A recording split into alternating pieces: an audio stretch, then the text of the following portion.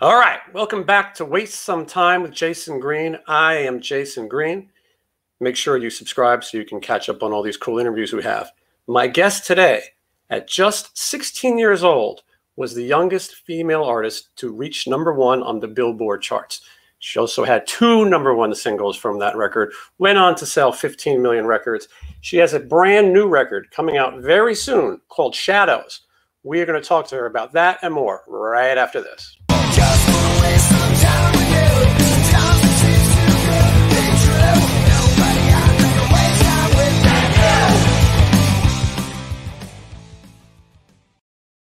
you. All right, if you haven't figured it out, Tiffany is here. Where is she? Hold on. Hello. Here we go. Hi. I'm glad you were able to join me for this. I am glad too. It took a second because I'm technology challenged. So sorry. Thank you for putting up with me. It was like a big deal. And sorry, my dog is in the room. She's going to probably continue to. She's got a new collar, so she's working it big time. But I love it because she's elder and I can tell where she's at and she brings me joy. So sorry if she's dinging around in the background. Her name is Little Friend.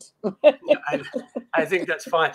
So Tiffany, I'm going to talk a little bit about what's going on now, but I feel like we got to go back in time a little bit because I think there's some people who maybe younger people who don't realize just how big your career was. I mean, it was insane how famous you were at this time.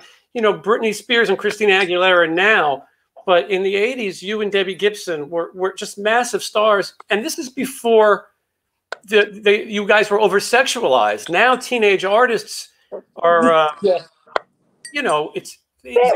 serving it a lot more. Definitely. They're going for it. I mean, even the videos, all of it. I mean, we weren't allowed to do that at the time. But then it was very hard for us to make a transition. So, what's right or wrong? At some point, you just got to have to do it, really. It doesn't get any easier. But, I mean, I think some people are pushing the limits a little now between being talented and talented in many other ways. Could you imagine a song called WAP when you were a kid? Oh, no. I mean, we really had to be careful of what we did and how we represented ourselves and where we got caught and things like that. I mean, even me going out and being, at somebody's house or a house party or on the boulevard or at, anywhere really. Because, I mean, I'm an LA kid. So, I love to go and see people play. And I lived off of Sweetser and Sunset. Gosh, when I was only like 15, even before, well, actually earlier, like 12 before the record deal. So, there was a lot of different dynamics in my life before I even got signed. But I can't imagine, I think I grew up fast, but I think people are really growing up even faster now in school and everything. There's like no shelter for anybody. It's just right out there. Go get it. Yeah. And you were pretty rebellious as a kid, but I think that was maybe a little hidden. Maybe a little rebellious, maybe a little bit. How old were you when you got your first tattoo? Oh, I was, let's see, 14. And you 14. Had to hide it, right? I did. I had to hide it. It was here. And it's a rose. And I didn't have the extra, chain. But I had a rose, and I had to hide it under my watch all the time. And that's kind of how. And I also had my ex-boyfriend's name, Gilbert. I know. Don't even go there. Seriously. I'm from Norwalk, and I didn't know I had all these options. Anyway. But I did, and now it's a flower. So. Yeah, so you live and you learn. Now I'm really cautious about my tattoos for the most part. Now a teenage singer could have a sleeve and it wouldn't be a big deal. So you were sort of. I mean, yeah, and I think that's I don't know. When it comes to, I'm probably hypocritical, but some things I'm going, oh, that's cool, that's fashion. And then I think it's really what you do as a combination. I think it's like the moves and what you're wearing and what you're saying that we're just like, wow, this is a lot now, and everybody's really pushing the envelope, I think, on that kind of stuff. Whereas before, I still like a little bit of cheeky, but a little bit of mysteriousness, a little bit. Doesn't hurt. Yeah, I can get that. Now you mentioned Norwalk. That's where you were born and raised. And so I'm going to give you some of my knowledge of Norwalk, and you tell me if you've been to these places. The first Taco Bell ever was in Norwalk. Oh, Have you been there? no. Well, I've been to yeah, I have to. Yeah. Yeah, it's been demolished since, but it was the very first Taco Bell ever, Norwalk. Oh, well, I am very proud. Thank you. What about the world's oldest McDonald's? Oh, that's in Downey, I believe.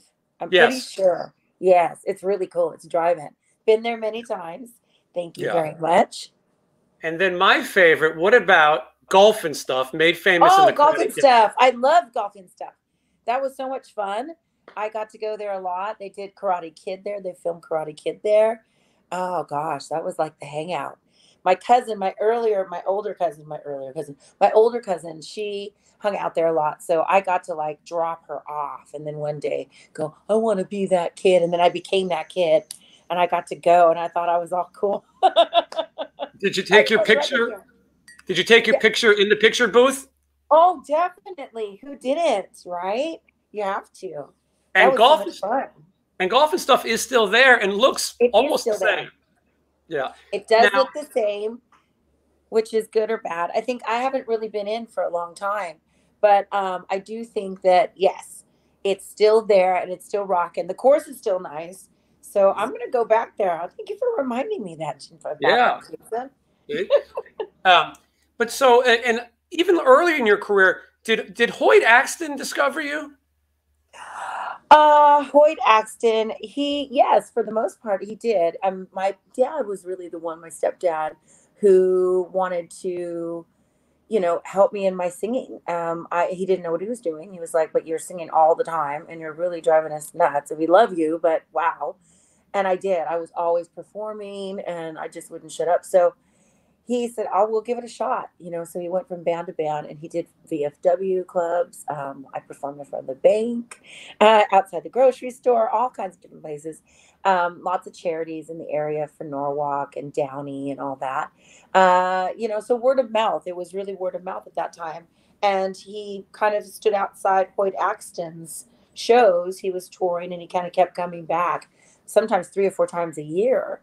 And my dad just went from the security guard to like the manager. And then he was like, hey, and he kept giving demo tapes. And finally, I guess it got to Hoyt where he listened to it. And then he said, all right, we'll give her a shot, have her come on one or two songs. And I got up there. I would go up there and sing. And then I'd have to leave right away because I couldn't be in the club. I was only 9 or 10. So yeah, Hoytaxton, really, a real legend. He was also the musician, but he's also the father in Gremlins. I think everyone might remember him for that as well. Great actor, great guy, great songwriter. I just adore Hoyt. He's wonderful. He's passed now, and his mom was really my first manager.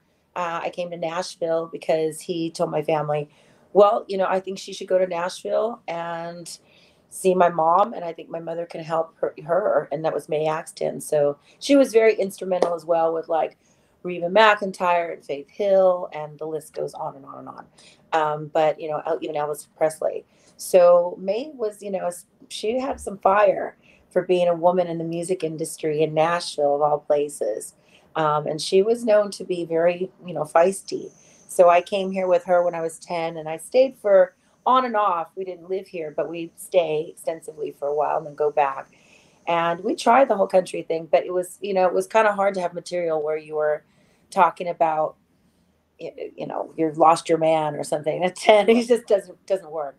Or, I couldn't be overly country because I didn't really grow up I grew up in LA. So like, that fine line, and people kept saying, well, just wait, come back. Start and come to live in Nashville when you're like 18. But by then I was already bitten by the bug. Forget that. Yeah, no, you're already a massive pop star by that point. But I watched the old videos of you, even as a little kid. You had a big voice, and you still have this big, strong voice. It was really kind of wild to watch as a young kid, seeing you sing these songs like Queen of Hearts and some of these things early on. Well, thank you. I appreciate it. Sorry, you're on a little screen. It's on my phone. So it's like really, you're tiny, tiny, tiny. But it's about you, not me. Anyway, if I'm looking weird here and there, it's because I'm like, okay, well, I don't know where really to look because you're so tiny. I was trying to do it on my laptop, remember? technology.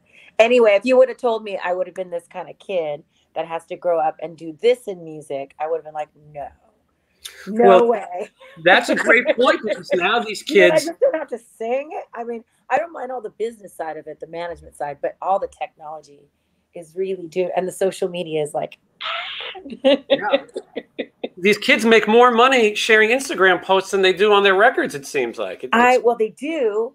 And it's like, I mean, you're turning on the camera all the time. I'm a little slow to it because I'm like, do you really want to see me walk across a parking lot? And I don't think so. It's not that exciting. I But think I do you're good at a it. lot. I do a lot of cooking, and I just did my very first, um, like FaceTime or Facebook Live is Mhm. what I did. And I turned the camera on. It was total shit. I mean, but I had it myself, and it was last minute. I was like, you know what? We need to do this. You know, the fans need to see what the Shadows Tour is about, and Yeah, and we're they going to get can't into do that. that. They can't do that unless they see a little bit more.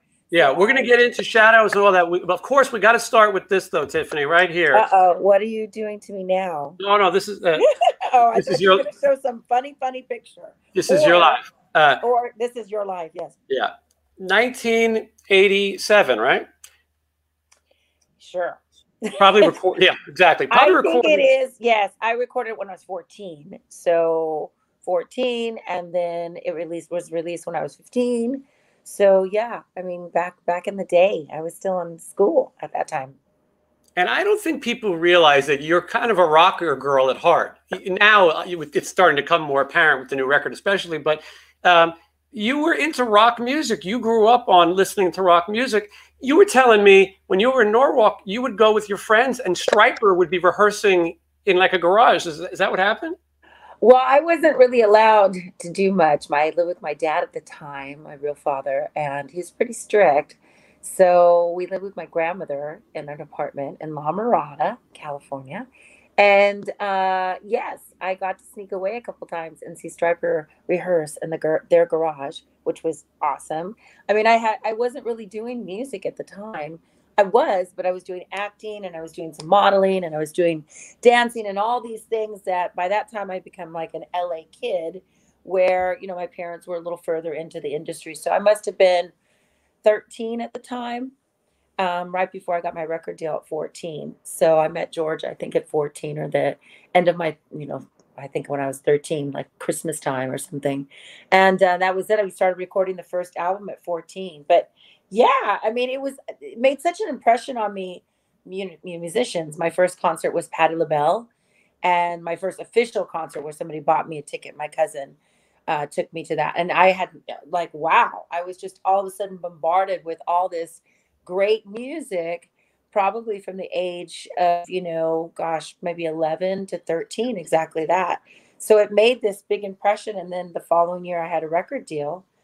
And, that's kind of how it was totally different than I ever thought it was going to be. I wanted to do more like a Sheryl Crow, kind of like country rock, more rock. Definitely. I love Stevie Nicks. She's my favorite. Yeah. Ann Wilson Hart, that kind of stuff. Cause I grew up with that and I loved it. And I thought they were very strong women. It was cool. They were fronting bands, and they were just unique. They were unique people. And so that kind of spoke to me. And then all of a sudden, I think Rollo Now came down, and it was like, I didn't want to record it. I said, well, no, I really don't want to record that. That's like, I like dance music, but I don't really see myself as a dance artist. And no, my producer at the time was like, well, let's really talk about this, but you're going to do it. Mhm. Do you ever think? I did. Well, it worked out. But did you ever think about how much money you made for Richie Cordell over the years? Oh, no, I don't really think about that kind of stuff. Richie I mean, Cordell, for those who he's the don't, writer. he He's the wrote writer. that Tommy song. James and the Shondells recorded it. I don't really think. I mean, I've met Tommy a million times, which is great. He's lovely, and Richie. I mean, I've never met him. I mean, he's an amazing songwriter. He's There's passed. tons of things that of course, Moni Moni, and on and on and on. So, but I never really was motivated by the money part of Yep. it. It was really more of, the music side of things. And it took me a while to even really have that impression, like, well, something's happening here. People know me. It was cool to hear my single, or I think we're alone now, in the car in my own town when I was driving around. That was cool. And it was cool when I first landed in other countries and people knew me and knew things about me.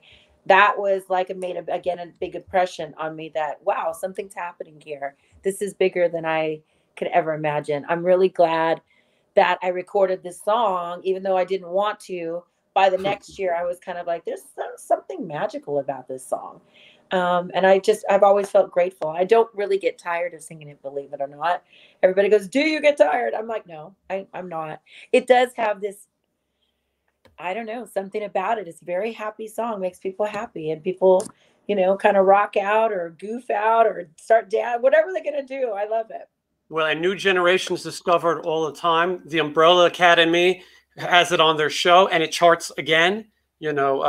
Still, it just keeps on surviving. Your version, is the one that it does. I mean, we re-recorded it in, let's see, it's been 2 years now, and then the Umbrella Academy, they surprised me with a spot in their series. So I was like, oh my goodness, that's amazing, because I love the show.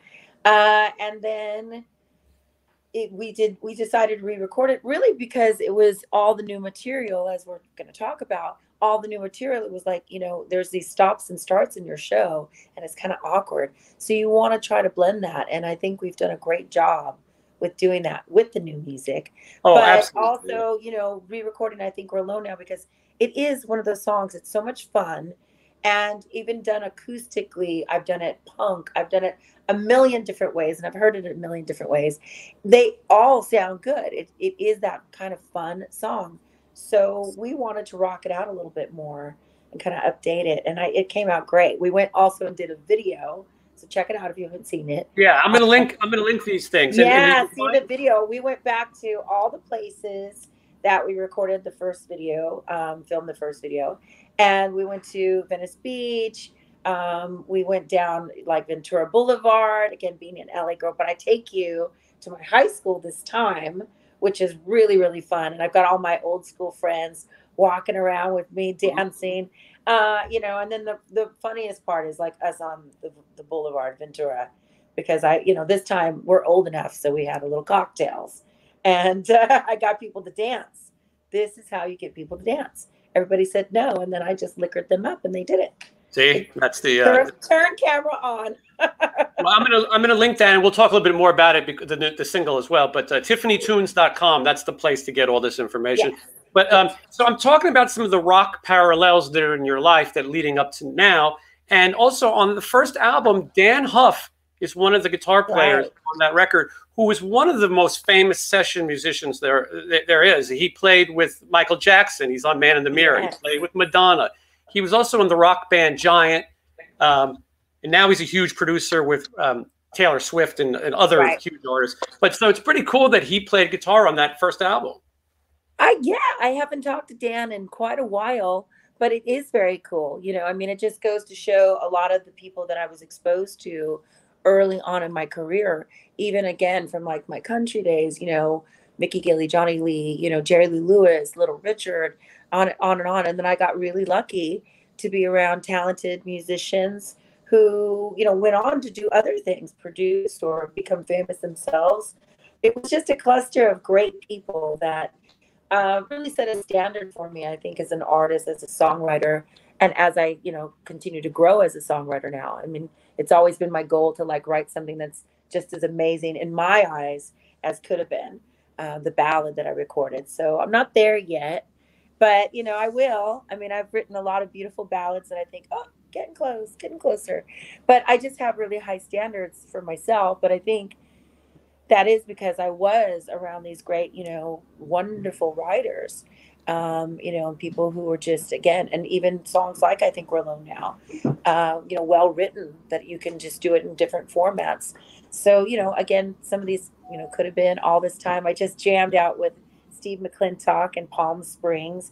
And it's really nice now to to be an artist that has grown up with these people. I still have these people in my life, and now I'm talking shop with them, and I'm talking about, fluid music business news and management and understanding, and it's like before I was just a kid. It was all over my head, but I really was taking it in and learning a lot, but some things were boring. I was like, oh, I don't really want to hear you do a guitar solo for the 60th time, because sometimes we were recording at 1, 2 in the morning. It was never normal.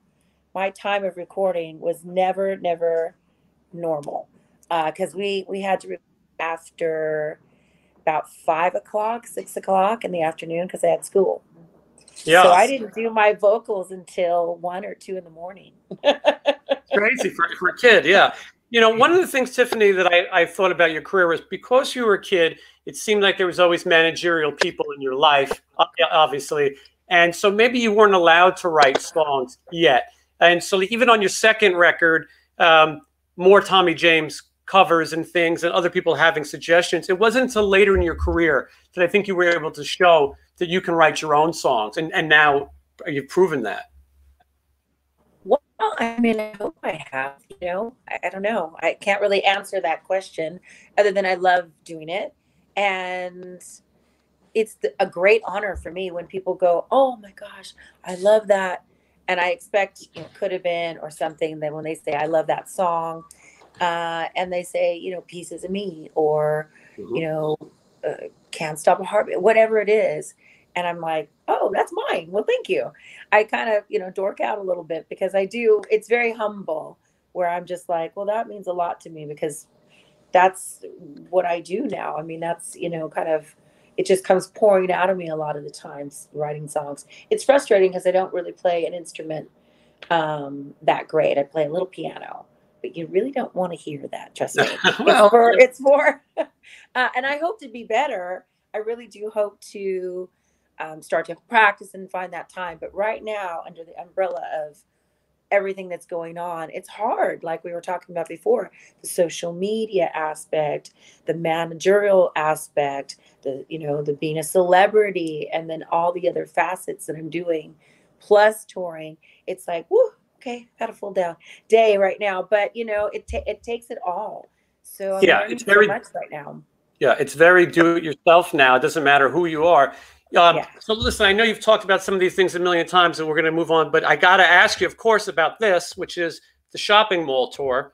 And so people have all these ideas, but to my knowledge, this really was only about 12 shows or so.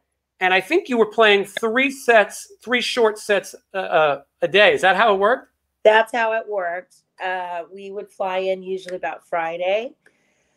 And on Friday, I try to cram in 3 shows, but it was usually 2. And so we'd go right after school. Usually I would leave school a little earlier and then get on a plane and get to wherever. We wouldn't try to make it too far so that it was like an hour and a half flight. And then I would get there for the afternoon after school and do a 20-minute set, 30-minute set, and then sign autographs and have pizza and walk around the mall. It was a blast. That's how it started. And then, it was 3 months worth of mall touring. So, there was definitely, we would go to a mall, we would try to go to 2 malls when we first started out in a weekend. And that was a little too crazy. So they scaled it back and I stayed in 1 mall. But then the shows grew. So by the time you were doing 3 shows, it was quite impressive. I mean, as it started to grow. I don't think the malls, some people loved it and some people hated it. Because if you were trying to shop, you were like, never. Oh, this is a great point. And if you were, a business owner for like jewelry stores, you're like, no one wants to buy anything. You're clogging up my life. So there was mixed emotion about it in adult world, but for kids, it was awesome. I had a blast. I mean, I really met a lot of great people that are still in my life now.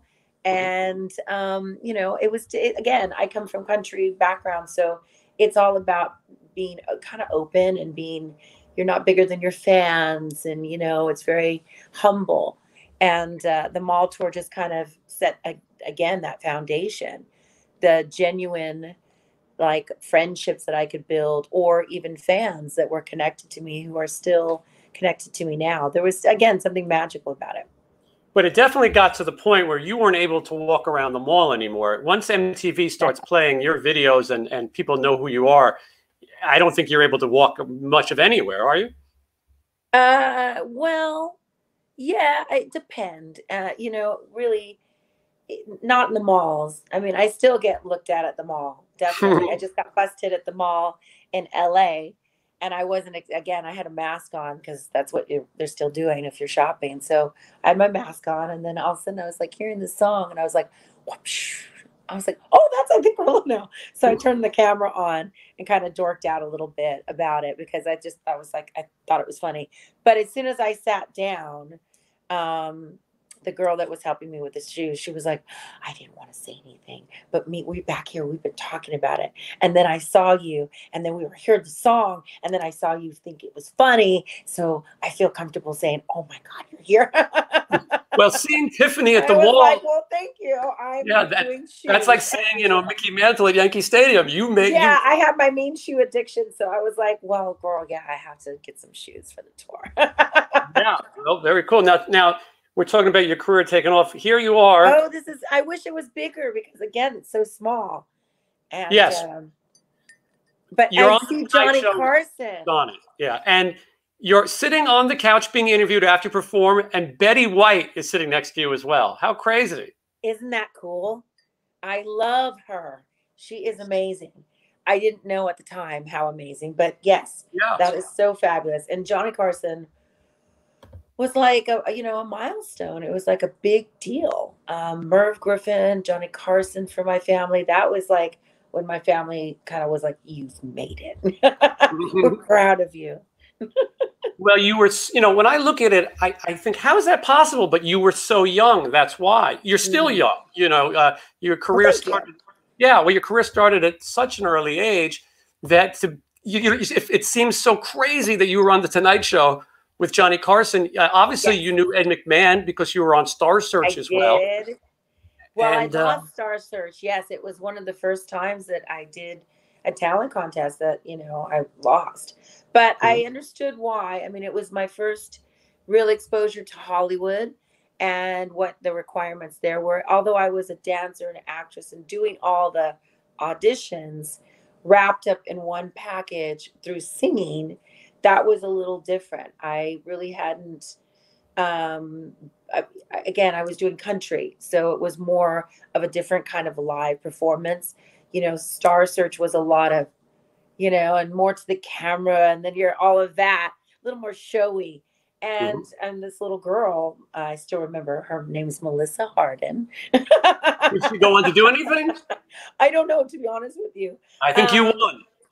But she rocked it though. She was out there and she had her look, and she's, and I didn't really know how to do that. I just sang. So I got it. And it was a really big turning point for me as a performer. I was like, wow, you just can't stand there and have a great voice. Yeah, absolutely. Yeah.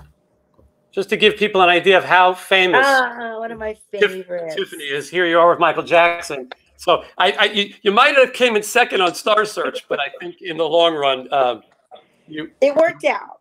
Yes, I think things worked out okay for you. And so I also want to point out, because I was looking at some of these clips, another amazing one. You were on TV with Bob Hope, and you're trading. Trading scripted comedy jokes. You're telling Bob Hope about poison. I know. I didn't know what I was doing, really, to be honest with you. I mean, I was starstruck. With Bob Hope. I knew that was such a big moment. And I had never really been on TV like that before. And you kind of rehearse, but not really. So again, I don't know why, even though I was, again, going back to, I had done, auditions and been in the acting world and been doing all of that. But then there was something different under the identity of Tiffany. It was like a different thing. And I really kind of had to grow into that, feeling comfortable with interviews or skits or, even duetting with people on camera. It just wasn't something that it came natural to me a little bit. I had to learn that. But it was a great honor to be working with him. It really was good. It was fun. You were funny. You seemed Well, like you seemed comfortable, which is not doing comedy with Bob Hope. That's intimidating. I know. I was intimidated. I have to say I was. That's, definitely. So I'm glad that you got that I was funny. That's awesome. You were good. Yeah. Same thing with this. I was very intimidated. I was really tired. And I had been touring for 2 years straight almost. And I made Judy Jetson sound like she had taken a load of pills. Well, for those who don't know, this is the Jetsons movie, and the movie company, the record companies, they thought it would be a great promotional idea to brand Tiffany in the movie. Yes. You sing some great songs in the movie as well. Oh, thank you. Yeah, and so you were the voice of Judy Jetson, and the original cast is all of the Jetsons that people grew up watching television. Some of them, George, it was his last performance and things like that, but this was a pretty cool thing to do, and I can imagine how intimidating this is to step in as still a young person. Yeah, it definitely was. Again, I was kind of felt like I was a little unprepared because I've been touring, like I said, for so long, and then got the opportunity. And so we flew back to the United States from, I think, Indonesia or something. And I had maybe a day and a half worth of rest. And, my throat was kind of sore a little bit from singing so much and really raspy. And I had to go in and work with Hannah and Barbera. And that was such a great opportunity. But I wasn't feeling like my best a little bit. But it was like, again, it was an amazing opportunity. But, the funny thing is that now I see the movie every once in a while because I have a niece and nephew and they watch it. And it keeps going on and on into my family, which is lovely. But she does sound really tranquil. But that was because I was so tired and so raspy. We would just, that's the way it was. So I remember trying to be peppy. But yeah, it's funny. Some people love it again. Some people hate it. It was a great experience for me. And I'd love to do more voiceover stuff. I mean, I do all these different voices as well. People don't know that about me. But there's a lot that people don't know about you. I know. I have my Judy Jetson Funko Pop right here. Signed by Tiffany. Thank you. I signed it for you. Yes, right there. Definitely. But so there's so many things, and I don't want to go. You've done so much. You did. You were wrestling on TV with Hulk Hogan, and you were. I was. Yeah, you've done. You have so many things in your career. So many serious things happen. I know. You've never. Well, the one I'm going to show is not that serious, but you've never stopped. Here you are. Now I want to get this right. This is. Oh my gosh! See, I knew you were going to go there. This is Mega Python versus Gatoroid. Is that right? Very serious things. Yes, I am. I'm saving the world on. When you're not hearing me sing, that's what I'm doing. With Debbie Gibson. Following up to your hit performance in Mega Piranha. Mega Piranha, and then Mega Python versus Gatoroid. Again, yeah. And you fight Debbie Gibson. Can you say that seriously? Yeah. And you fight Debbie Gibson in this movie, who this whole rivalry. Yeah, this whole rivalry was created. And you guys are actually good friends. We are actually good friends. We're totally different beasts. I'm like more hippy dippy do, go with the flow kid. And Deb is, a little bit more. She's very Broadway, very structured. But there's nothing wrong with that. And I'm very structured in certain things. And then she's a little more. So, we've learned to grow together and accept the differences of each other because we're always lumped in together. Yes. And that's not a bad thing as well. But we are so different in how we see the world. And I think that it's really cool. Our fans are getting the best of both of us. I think people love it. Well-rounded experience of. We did a show called Journey Through the 80s where that's the only time we've actually really performed together except for the Mixtape Tour. But we did our little small tour together. 10 years ago, maybe. And what I brought was all the rock stuff, which I loved. And she did all the real, solid pop stuff. And through all of it, the 80s fan got this great musical experience with two great performers and of course our hits. And it was a lot of fun. It was a really good show. Yeah, and you mentioned the Mixtape Tour, which I came and saw you perform, which is amazing. You guys are playing arenas this many years after these albums have come out. New Kids on the Block, a band that you really had a big hand in discovering, and they thank you for that, obviously.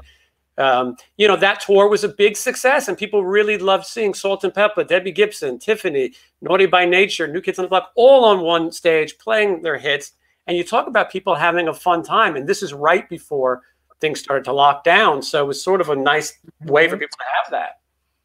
Well, I definitely was. If had we known, the next year we would be in lockdown mode. But it was amazing, wild ride for different reasons.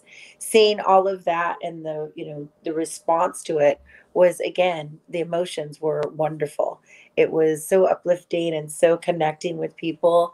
And then, the schedule was great because we just kind of locked it down and went full on touring. So that was a lot, but they were long days. That's when I discovered Red Bull a lot. But it really was. I love that kind of touring. I prefer it. That's what we're doing kind of now with the Shadows, but not taking a lot of buses. So it's a little wild ride on this one as well after COVID. But, who would have known the emotions that are attached now to the Mixtape Tour? They were already there, like, wow, that was a once in a lifetime experience. Yeah. And to be a part of it. And yes, to tell the story. They were so kind to tell the story about how I put them on stage and kind of gave them a little bit of a start. And that was just endearing and wonderful. So every night I held back tears. And just to be in that environment, celebrating the success of all of our careers, and that we're still doing it, we still love it, and people still, are jamming to it. So it was all of that. And now when we look back as well, it's, wow, we did all of that energy, and the next year flat. Yes. That was it. The world came to a stop. So crazy. It's kind of scary a little bit. Like, I don't know. I know I talked to a lot of other performers and my friends, and they're just like, we just want to do it all now. We just really want to get out there and do music and be a part of it and be connected to people, because we were jamming. We had a good stride there. 2020 was supposed to be good. And then, and that's why I know 2021 right now is going to have an explosion of music, including my stuff, because everybody's been waiting at bay. But yeah, it's been great to have all these different aspects, all these different avenues, from doing now the Shadows tour to doing Bob Hope. That was a really, really great, wild ride in life as well. But I learned so much, the good, the bad, the ugly, what works, what doesn't. And all of it has made me a better artist, even things that, in between getting here that didn't work, or, that I wanted to work. And then later on I went, oh, no, that's not the full picture. That's an extension, but not the full picture. So I think we're getting, on the trail now. I'm really excited about what we're doing currently. I see you have Shadows up now. Yeah, no, this even though it's very tiny. Again, I'm going to say, I keep saying, I wish I would have gotten my computer, because you are like an ant. That's why I'm squinting to you, because I don't want to admit I have to wear glasses. Tiffany, if I wasn't a confident male, I would be very intimidated by you keep saying how tiny I am. But I'm so sorry, Jason. Not like that. No, I'm trying to be vain. I haven't found the right pair of glasses yet. And I have to say, I now need these stupid glasses. So any kind of like long-term things, I'm like, you're kind of blurry, but cute. But, well, that's the masks. That's the masks too, Tiffany. You go out now and you look at somebody with a mask on, you go, they might be really hot, but they could also have a beard and no teeth. Yeah. See, I mean, you don't know. Like, so I don't know. I think most places the masks are off. It's nice to see people's faces again. It's nice to look in people's eyes again. It's nice to, engage with people. I mean, I think it's really important. It's definitely, it's a blessing that we're making through it. And that the time is, here now to turn the page, and hopefully we, can learn as much as we can, and, continue to protect ourselves and rock some music, which is like, really important. I think it sounds stupid, but music, food, engaging, plans, being able to see your, family and stuff. It's just for the psyche is so needed. I know Well, like on a joke level, so many people said, I think we're alone now. And then they would message me, go, I love your song. Then they go, no, really, I'm alone. And I learned so much in COVID about, people. So I think Shadows really became even a better album, although it was written before COVID. I know as we're starting to mix it, we're punching certain lines and doing certain things, and even went in and kind of did a little few ad libs and stuff based on just people's emotions through COVID. So we're really ready to get out there and rock some new stuff. And I don't know if I've ever sent you some stuff. Did I? not yet. I only know a little bit of what I've seen you perform. So, You but I'm you did. You came to rehearsal in Vegas. yeah, which was an odd experience. So, Tiffany, we're going to talk about your connections with rock and roll. So I come to see you rehearsing for your live streaming here in Vegas, and I'm standing next to you watching Yngwie Malmsteen. Yes. I never thought in my life the day would come, and I said to you, "Do you even know who this is?" And you're telling me, "I know." I do. I know Joe Satriani. You know all the. I do. I got to eat breakfast with Joe Satriani when I was only like 16, but I knew already who he was. See, there you go. I do my homework. I love my musicians. I love amazing people, and they're phenomenal. So definitely, and I'm a fan of Yngwie. So Yeah, that was cool. For me, That was cool. It was quite the different. It was quite the different '80s meetings. You know what I mean? Totally. And Yngwie Malmsteen with 400 Marshall cabinets on the stage. It was yes. It was interesting, but you are not a stranger to rock musicians. I don't know how many people know this, but one time you're touring and half your band went on to be in Whitesnake. Your lead guitar player, Doug Aldridge. Right. And your drummer, Chris Frazier. Right. Played with Steve Vai, and now he's in Foreigner. Yes. And so you've always kind of had rock musicians around. Great musicians around me. I really have. Lauren Gold, who is my musical director, is now the keyboardist for Roger Daltrey as well. So I mean, the list goes on and on and on and on of where people have landed and where they're at now and what even they've written and produced. So I'm very proud of all my people out there. Yeah. They're still part of Team TIFF. I still know all these people, and it's wonderful to see people successful and happy, mostly happy. That's most important. And so, yeah, Doug, I just ran into at NAMM not too long ago, before COVID, and I got to see him, and we were going to hook up, and here we are. So we will do that at some point.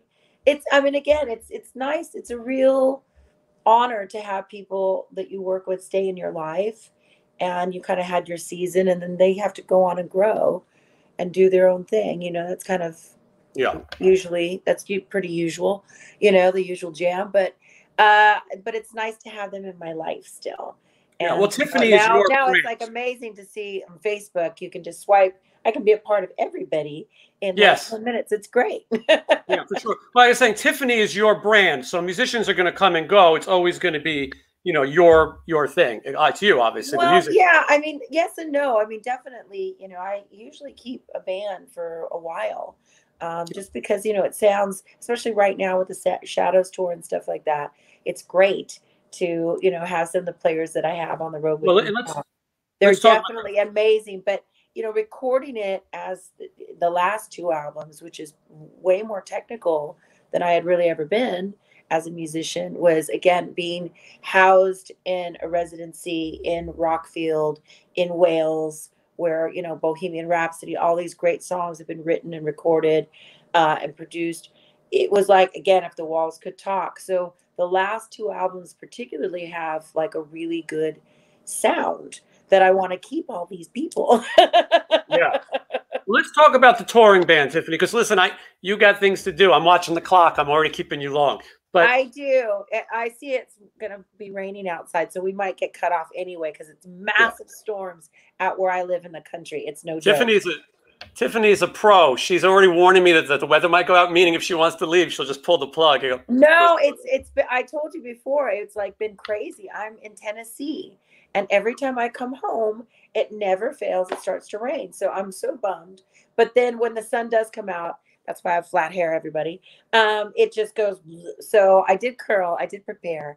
But yes, we are going to do some food stuff tonight. I have some food stuff. So check me out on Let's Food with Tiffany, guys, as well. And we Yeah, will talk about that later.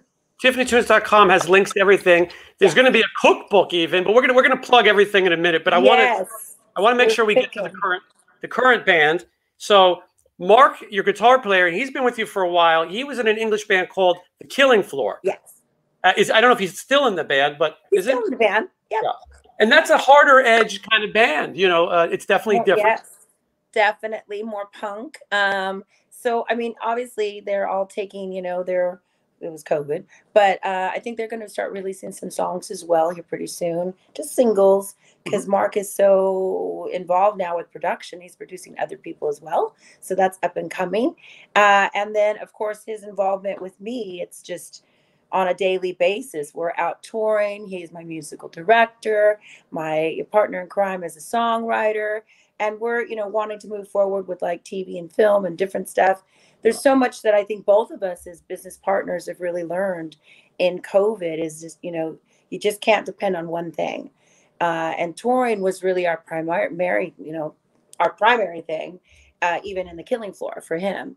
And, you know, it's kind of, it shook us a little bit that you got to do some other stuff. Although both of us have always played songs in TV and film, and with him with commercials and different things in his background. But I think that touring took over for me for so long. And that is because, you know, basically trying to show people my talent. You know, I felt like the best thing for me was to get out on the ground running and, you know, do a live show. And that's been what we've been doing for like 4 years straight. And it was working. It's grown a lot. And the Shadows tour prior to, again, COVID, had all of these wonderful success stories and ties, and it couldn't be worse. I was just like, what do you mean my tour's not gonna? I was really bummed, like all of us. But now, you know, there's a time and a place for everything. We're getting a lot of that back. I know that the pause that I've had as a person, as reflecting on this album, as now going out and having a vision, performance, all of it together, you know, I'm stronger now after all of that. So, you know, here we are. But, you know, again, having all the musicians with us, we're so excited, all of us, to be out working. Grateful for people coming out and supporting live music, most importantly. Well, your fans have grown with you, Tiffany. Your fans have grown up with you, and they, you know, they still support you, and you're making new fans. You're making rock fans, you're making country, you still have country fans, and you're building your audience. And so you're very fortunate to have that brand. So yes, the downtime year was awful, but people still know Tiffany. If you were a brand new artist, could hurt. You know, we talk about this a lot, though. I still engage, you know, during the pandemic and stuff. I still engage in a different way. That's that social media stuff.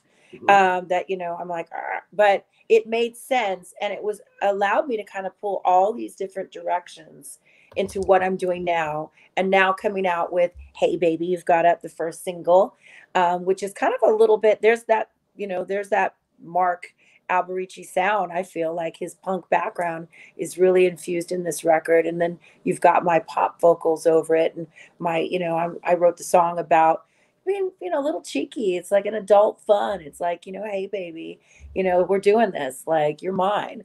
You know, and that's kind of that confident, kind of sexy summertime kind of feel. So it's right on time. I'm so glad that, you know, the song is out now. It's getting great reviews. People love it. It's fun to perform. And now, who would have thought, you know, again, moving forward, like I said, having all these wonderful musicians in my life, and then now some having to go and do other things. The opportunity was there for, you know, for some of the members of LA Guns, Johnny Martin and Scott Coogan, to be the rhythm section of the band for all the live shows for Shadows.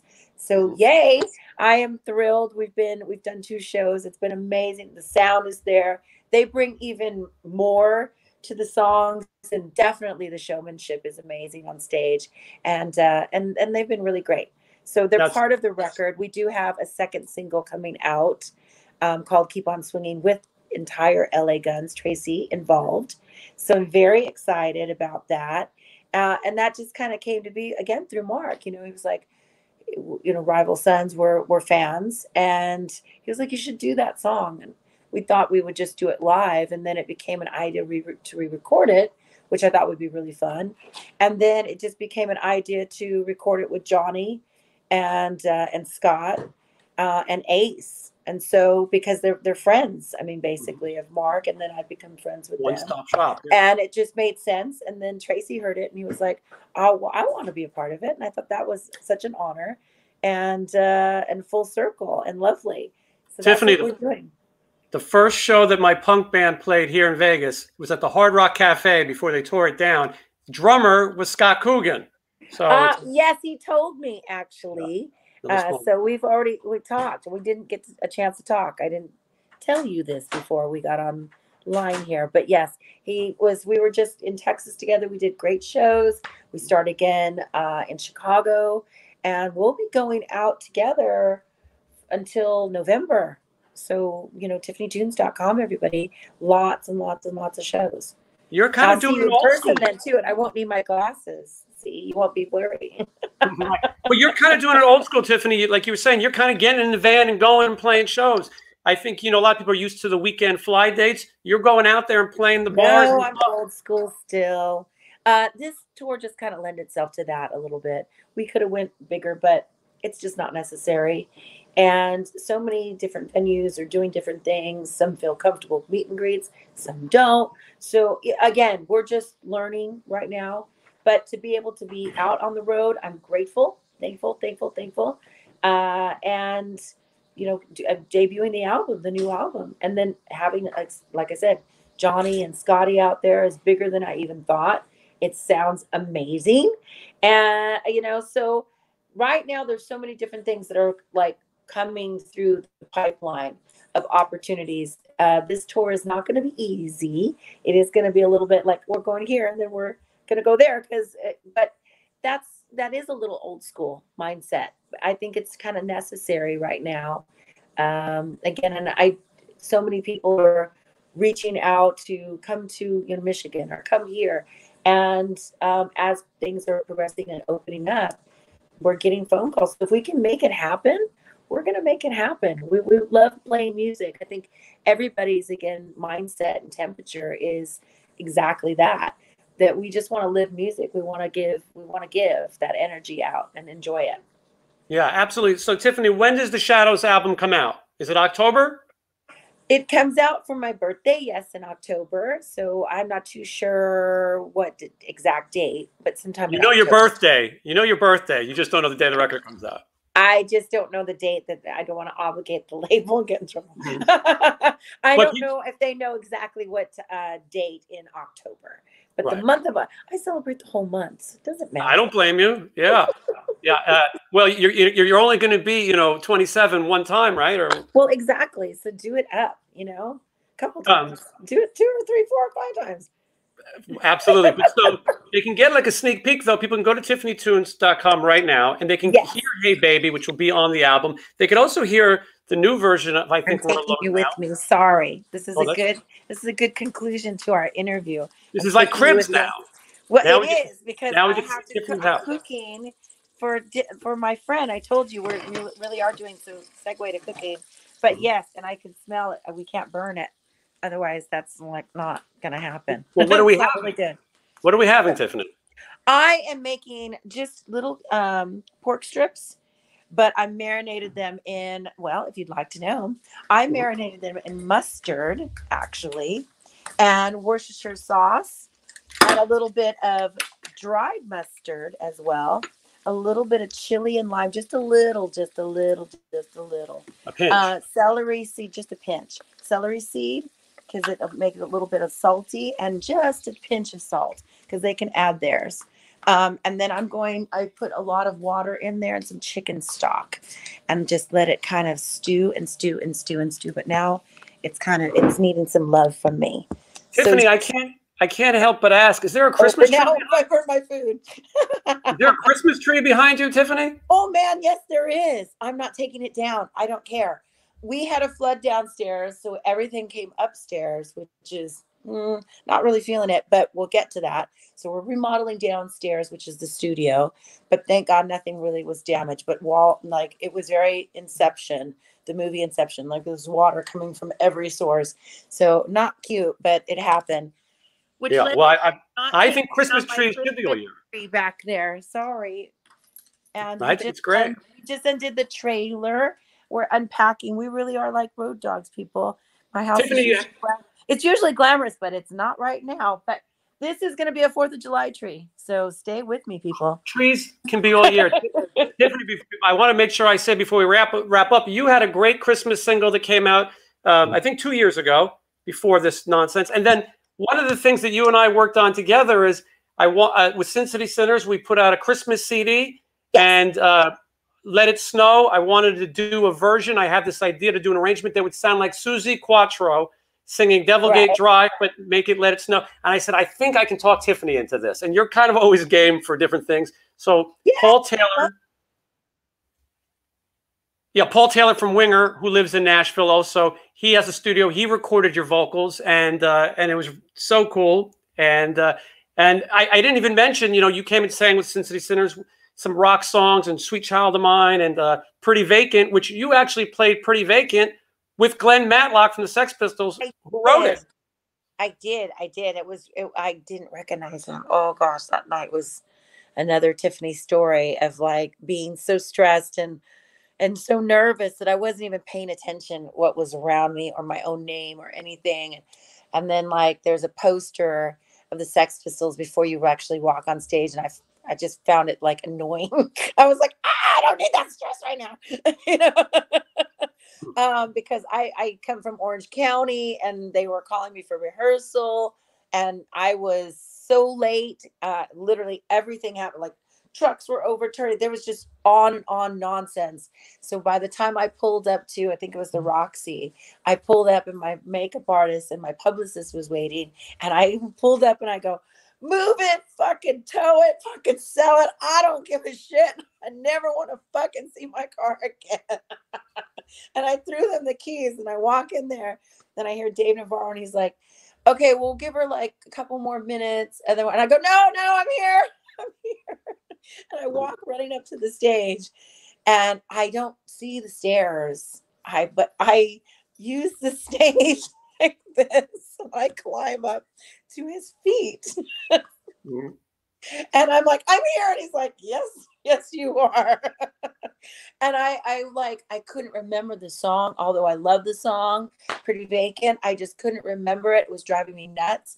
So I called my guitar player at the time, Kenny Grade.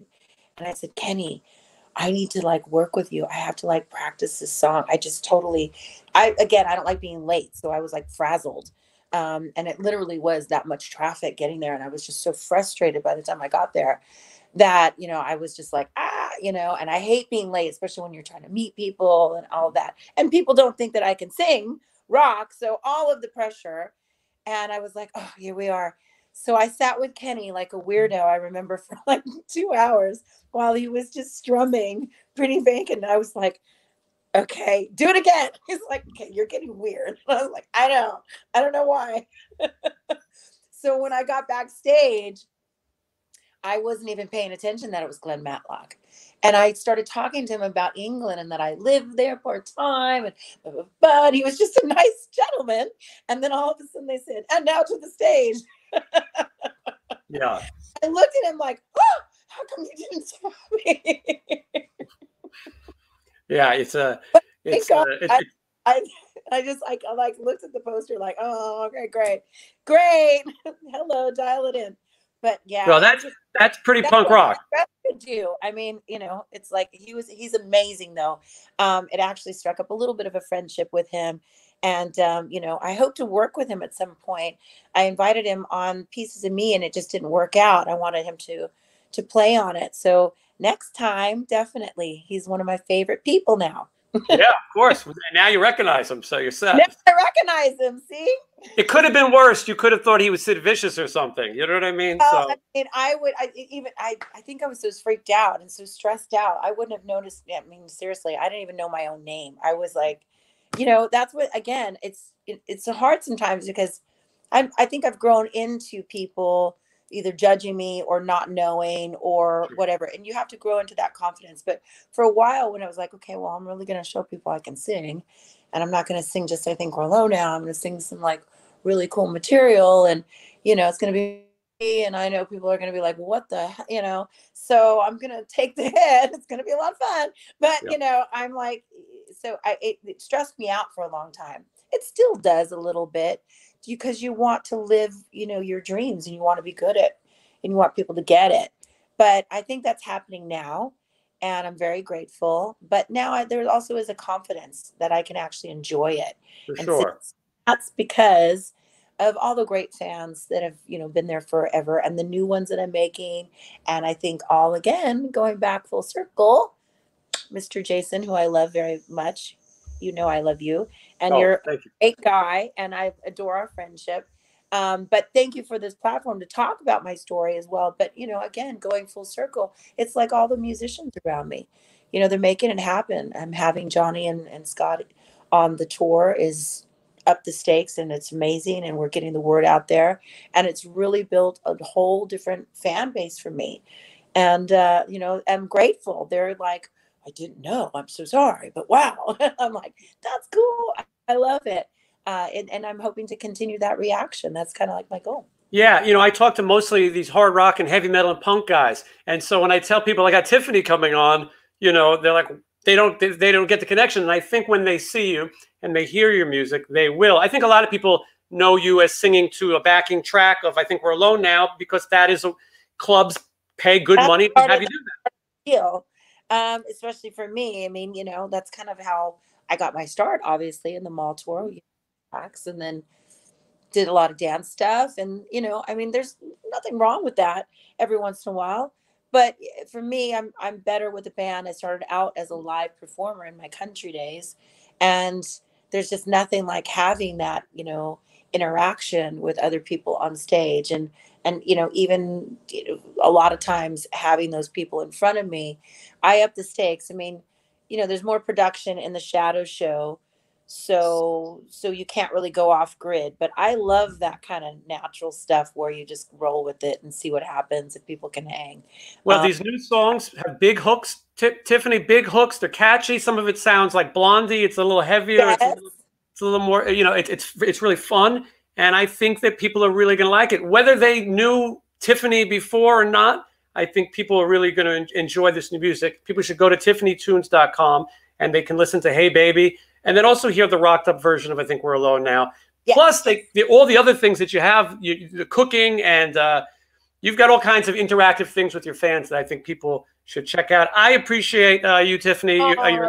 You've always been a great friend, and I'm always happy to see you. And I, you know, the first time I met you, booking you to sing rock, it seemed like a novelty. But now that I know you, I really see that it's such a great thing, and to see your career and your music, you know, reinventing itself so many times is a great thing.